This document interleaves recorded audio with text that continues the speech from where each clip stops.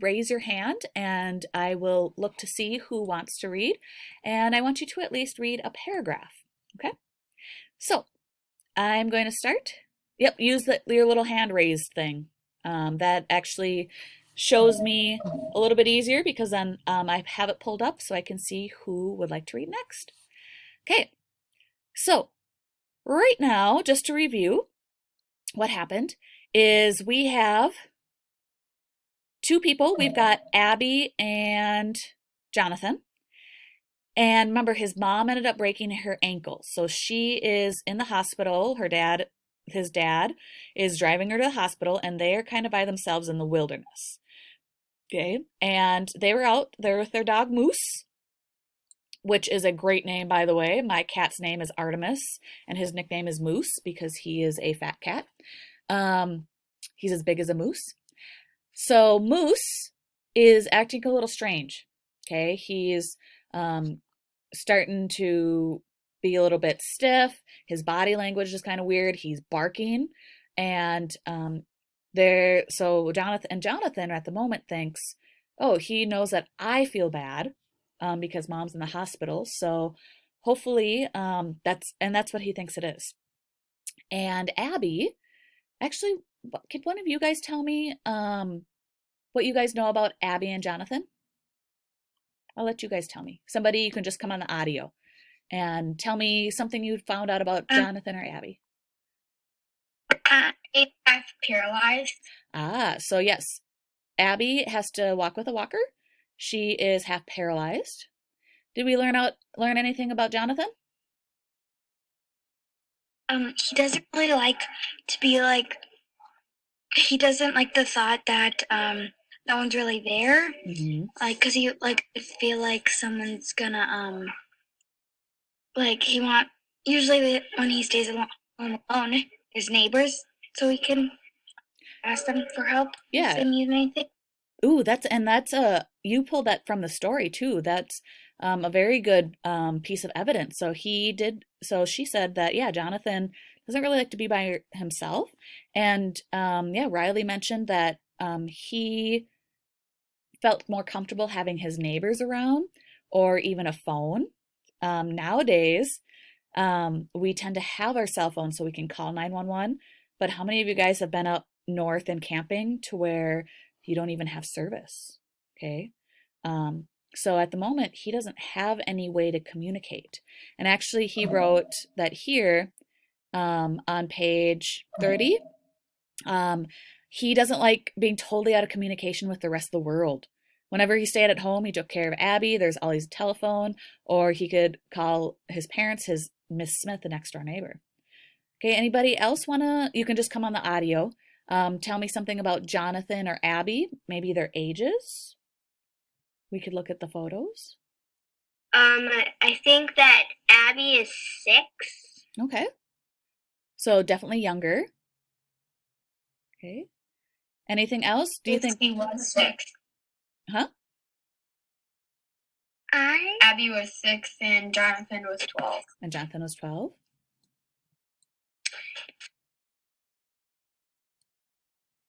Okay, anything else you guys? I think Jonathan might be like 11. Okay. Yeah, so around your guys' age, or maybe 6th grade. So imagine you guys being out in the wilderness taking care of your little sibling all by yourself and your dog. Okay, so I have a 6-year-old sister at my house too. Mm-hmm. Yeah, she's 6.5 actually. Okay.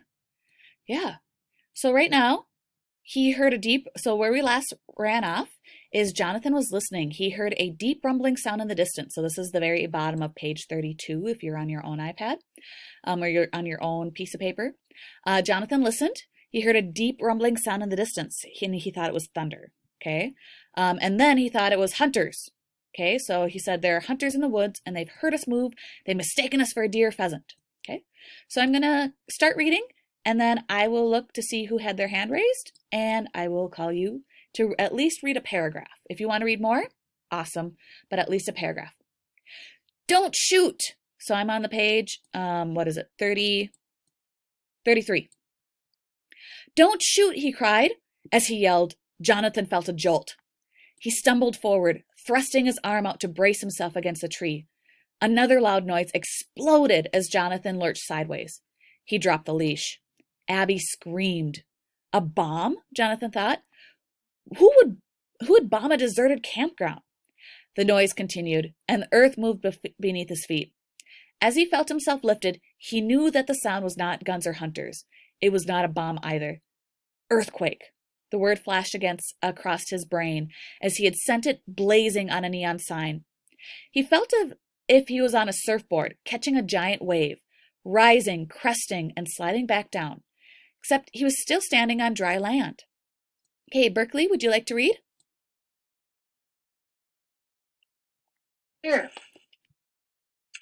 Jonathan! Abby's scream was lost in the thunderous noise. He saw her fall, her walker flying off to one side as she went down. Jonathan lunged forwards, arms outstretched, trying to catch Abby before she hit the ground. He couldn't get there fast enough. The ground dropped way beneath his feet as if a trapdoor has opened. His legs buckled and he sank to his knees. He reached for a tree trunk to steady himself, but before his hand touched it, the tree moved. Okay, so Jonathan's... I'm going to just interject and you can keep reading, Berkeley. So you guys, I want you to think about if you've ever been like on a train or even in a car where all of a sudden something lurches really quickly. That's kind of what he felt. So imagine you had something underneath you, then all of a sudden your legs kind of fly up and underneath you. So I'm trying to think like if you've been on like roller coasters or even in a car when somebody stops too fast, that's kind of what is happening right here. Okay, go ahead, Berkeley. Jonathan's stomach rose into his throat, the way it sometimes does on a fast elevator. Ever since first grade, when the Palmers moved to California, Jonathan had practiced earthquake drills in each school year. He knew that most earthquakes occur along the shores of the Pacific Ocean. He knew that San Andreas Fault runs north and south for hundreds of miles in California, making that land particularly susceptible to earthquakes. He knew that if an earthquake hit while he was in school, he was supposed to crawl under his desk or under a table because injury was most likely to be caused by the roof caving in on him. Okay, so let me show you. I'm going to pause you one more time. Sorry, Berkeley. So I want everybody to go to the WebEx, and I want you to look at my screen. I've got, let's see, continental plates. So he was talking about the San Andreas Fault. So if he lives in California, we have, so let's look. Oh, thank you, Wikipedia. Not a very good source, but it has a good photo. So, oh, that actually looks like a worse photo.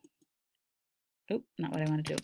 Okay, so what we're talking about is that the Earth actually has different plates. We'll look here.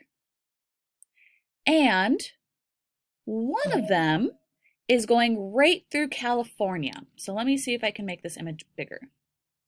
So think of, like if you took like one of your dinner plates and you smashed it on the ground and you put it back together, it's kind of actually what the world looks like. Now, we have here in North America only one plate. So if you see Minnesota, we're right in the middle. We're really far away from this plate.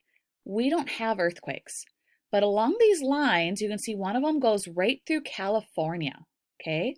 So what that means is that, and this one is a plate where it moves side to side. So if you think of, I'm trying to think of an example. So if you like even rub your hands together, okay, you can kind of feel that friction and that heat. That's actually what those plates are doing. So they're rubbing against each other, but they're not just your hands to where it's just little movements. It's imagine any movement with the earth, and it's a big piece of earth that is happening. So if you, and you can actually see pictures, San Andreas Fault, you can see pictures of what the earth looks like afterwards. And it can be pretty intense because sometimes it breaks roads. So like you can see here in this picture, the road is actually split into two. because after an earthquake, the earth actually, it literally breaks in half. And so here's another picture of where an earthquake happens. So there's the earth is moving side to side from each other.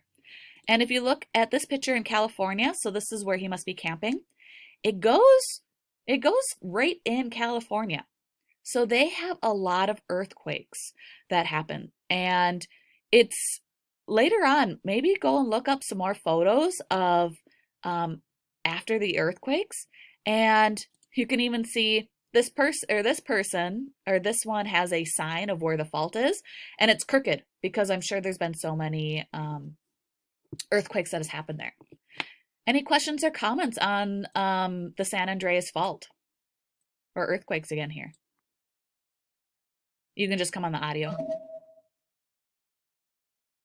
What is it like in San Andreas? Is that the place is that what it's called? The place that it happened? Yes.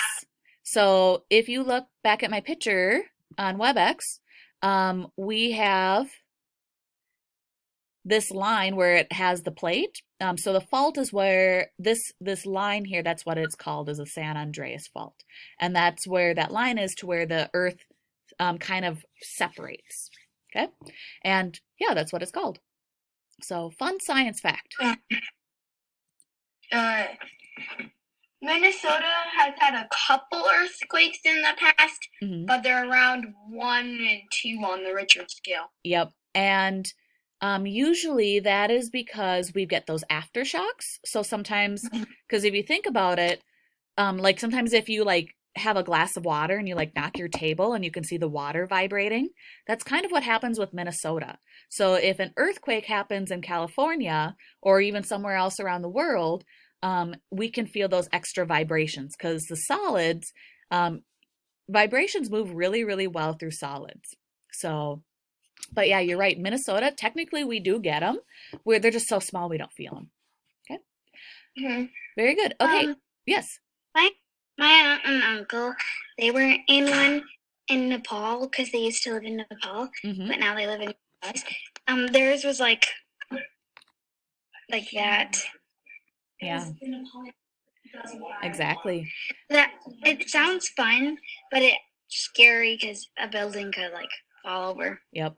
And that's why he had talked about here what he does during his earthquake drill. So like with us, with tornadoes, we go to a spot where they have strong buildings or strong like walls. So if you think of in school, we usually go to that, we'll usually go next to in the bathroom or next to some bricks. We don't go near windows because if they break, we'll get hurt.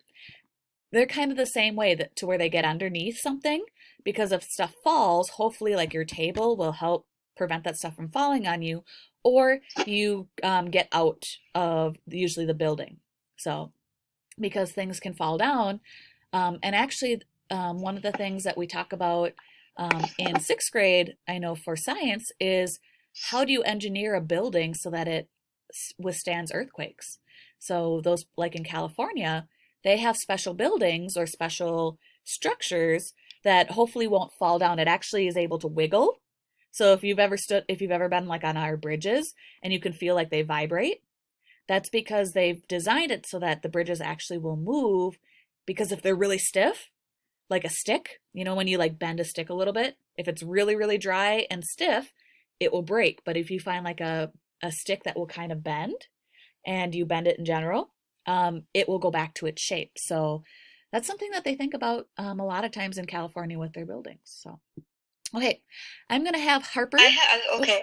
I've always had a question. Yes. Which is, if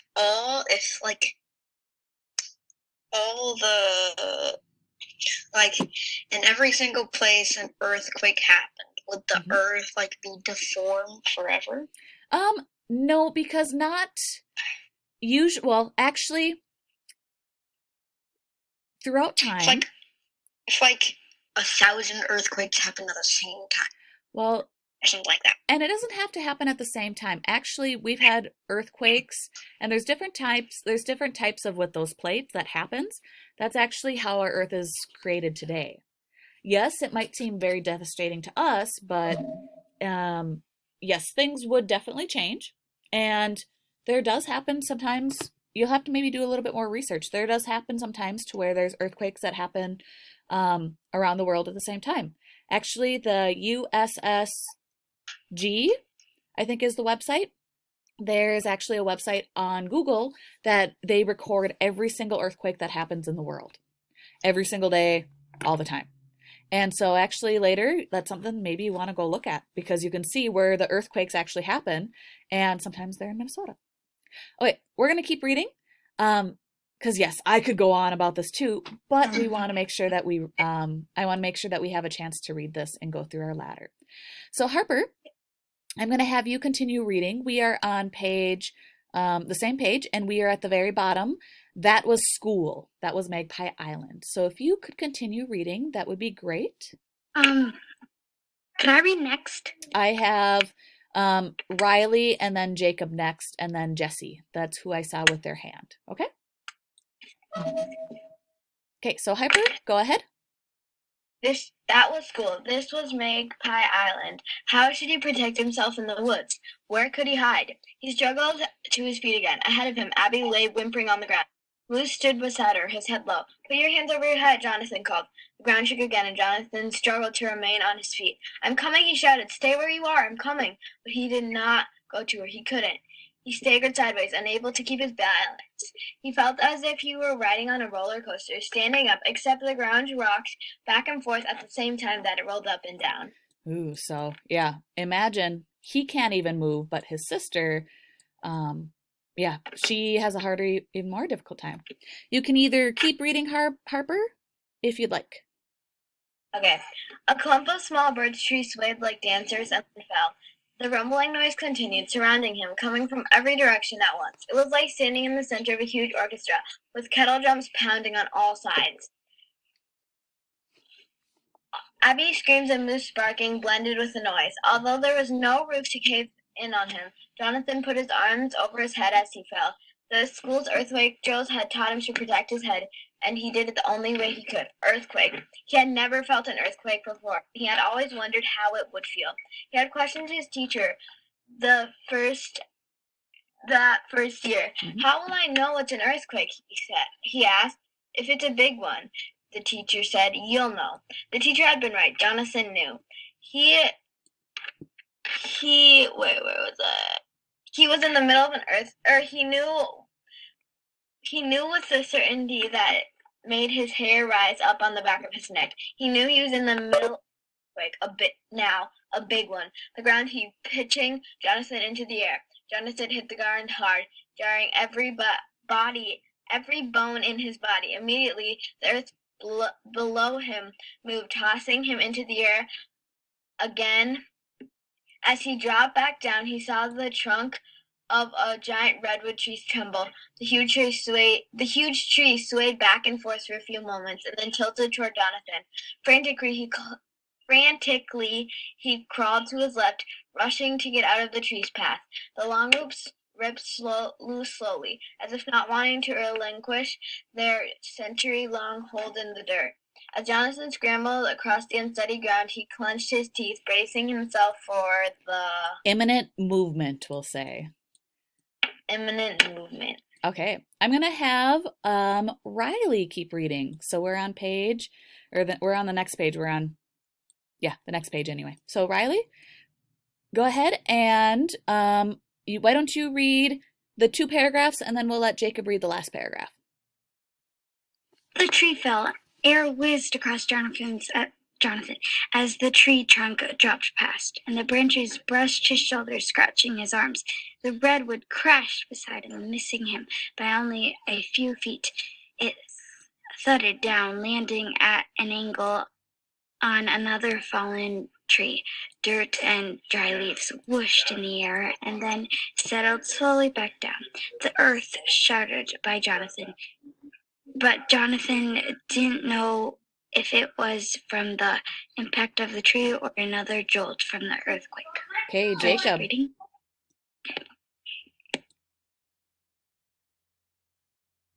Me? Yep. So Jacob, go ahead and read this last paragraph here with his heart in his throat. With his heart in his throat, Jonathan crept away from the redwood tree toward Abby. Beneath him, the ground swelled and Retreated. like ocean waves.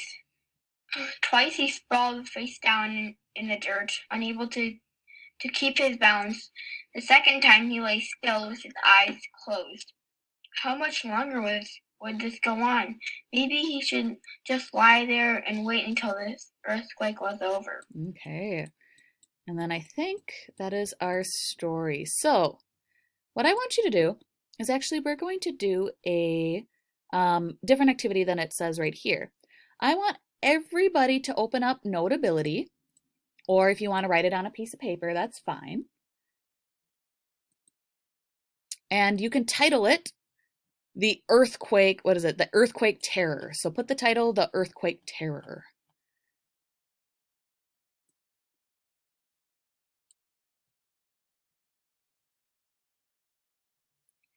Now, what I want you to do in that piece of paper is I want you to tell me, you don't have to write a lot, but I want you to tell me what's going to happen next. Or what do you think is going to happen next?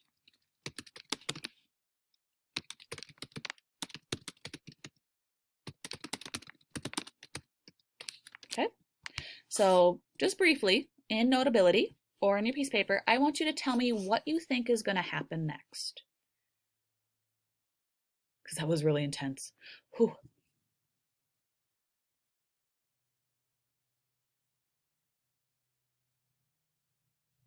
I would write at least a paragraph, so at least 5 sentences.